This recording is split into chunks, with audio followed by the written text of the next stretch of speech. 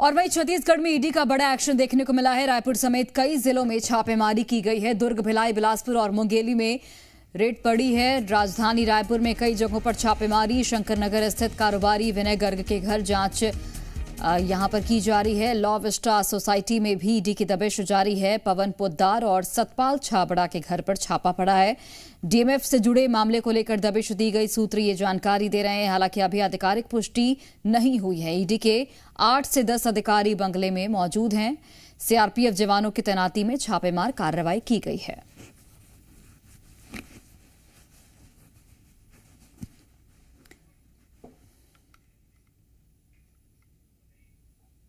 छत्तीसगढ़ में एक के बाद एक ईडी की बड़ी कार्रवाई इस वक्त देखने को मिल रही है। और देखिए, छत्तीसगढ़ में रायपुर समेत दुर्ग, भिलाई, बिलासपुर और मुंगेली में ये दबिश की कार्रवाई हुई है। और जितने भी कारोबारी बताए जा रहे हैं वो कृषि उपकरण से जुड़े कारोबारी हैं। ये देख सकते हैं, हम लॉ विस्टा पे मौजूद हैं और लॉ विस्टा जो सोसाइटी है, कॉलोनी, यहाँ 2 जगहों पे ईडी की दबिश है। अभी इस वक्त जहां हम मौजूद हैं, ये सतपाल छाबड़ा का ये निवास है और यहाँ इस निवास पे अभी भी ईडी की टीम मौजूद है। सीआरपीएफ के जवान भी इसी मकान के अंदर मौजूद हैं और यहाँ पे भी ईडी की कार्रवाई चल रही है। इसके ठीक पीछे 2 गली के पीछे पवन पोद्दार का निवास है, वहाँ पे भी ईडी की टीम पहुंची हुई है। और तड़के सुबह से ईडी की बड़ी कार्रवाई छत्तीसगढ़ में देखने को मिल रही है। हालांकि देखिए, ये अभी स्पष्ट नहीं हो पाया है कि ईडी कौन से मामले में दबिश दी है। चूंकि छत्तीसगढ़ में ईडी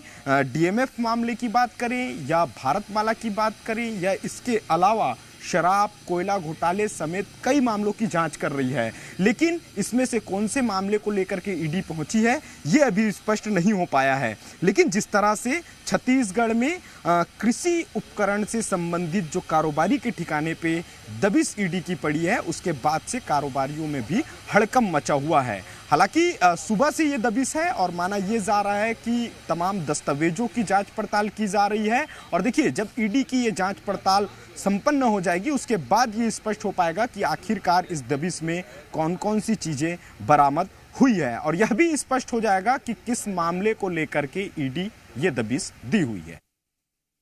देखिए, छत्तीसगढ़ में ईडी कई सारे मामलों की जांच कर रही है, चाहे वो शराब घोटाले का मामला हो या महादेव सट्टा ऐप का मामला हो या कोयले का मामला हो। इन तमाम मामलों की जांच ईडी कर रही है।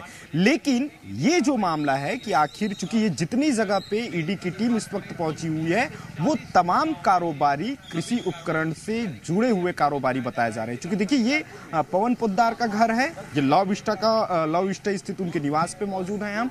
और इसी तरह चूंकि शंकरनगर की जो चौपाटी है, वहां पे विनय गर्ग, वह भी कृषि से जुड़े हुए वो भी कारोबारी बताया जा रहा है। और उनके ठिकानों पे जिस तरह से दबिश हुई है, और ये माना जा रहा है कि कहीं ना कहीं या तो कृषि उपकरण में खरीदी बिक्री में कोई घोटाला सामने आया होगा या इसके अलावा कहीं ना कुछ लिंक, चूंकि कई मामलों की जांच हो रही है, तो ये माना जा सकता है कि बिल्कुल नया मामला भी हो सकता है। और देखिए, ये तब स्पष्ट हो पाएगा जब ईडी के द्वारा जैसे जैसे ये समय बीतते जाएगा, उसके बाद वस्तु स्थितियां भी साफ हो जाएगी कि आखिर कौन से मामले की ये जांच चल रही है।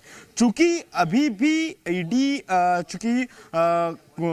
चैतन्य बघेल से पूछताछ की थी, तो हो सकता है कहीं उनसे ये तार ना जुड़ा हो। चूंकि अभी इस वक्त नया मामला किसी तरह का किसी दूसरे डिपार्टमेंट का सामने नहीं आया है। राजधानी रायपुर समेत प्रदेश के अनेक इलाकों पे ईडी की दबिश हुई है।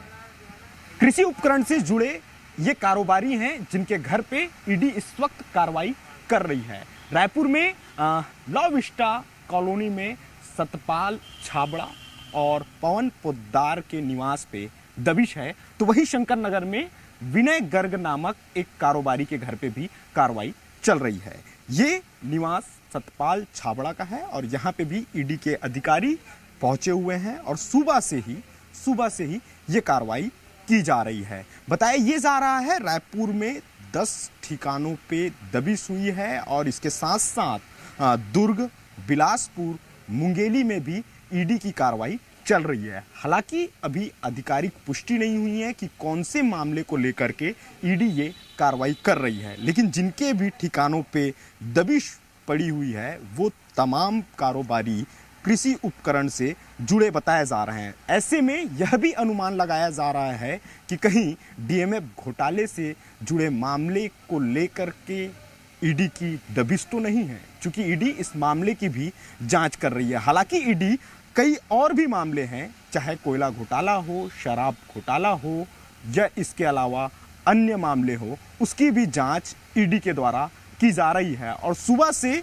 ये जांच चल रही है। जब जांच पूरी हो जाएगी उसके बाद ये स्पष्ट हो पाएगा कि आखिरकार ईडी की इस दबिश में क्या कुछ चीजें बरामद हुई है। लेकिन जिस तरह से ईडी की दबिश हुई है और उसके बाद से कृषि उपकरण से जुड़े कारोबारियों में हड़कंप मचा हुआ है। कैमरा पर्सन सुनील के साथ राजेश निषाद, जी मीडिया, रायपुर।